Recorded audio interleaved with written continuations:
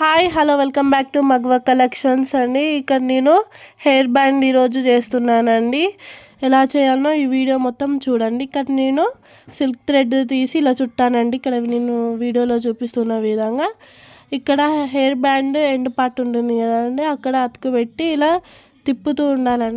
ఇలా థ్రెడ్తో మొత్తం ఇలా హెయిర్ బ్యాండ్కు ఇలా చుట్టాలండి. చుట్టిన తర్వాత మీ కాడ మిర్రర్ స్టోన్ ఉంటుంది కదండి, ఇక్కడ వీడియోలో చూపిస్తున్న విధంగా ఈ డిజైన్ చేయండి.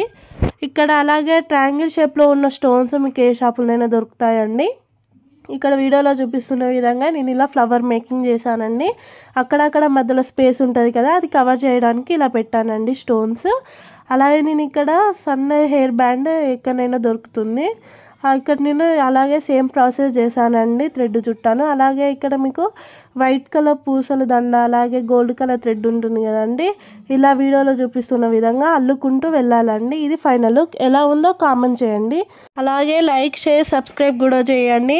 మీకు ఈ డిజైన్స్ నచ్చితే ఆర్డర్ కూడా చేయండి. మాకు కామెంట్ చేస్తే మేము రిప్లై ఇస్తామండి.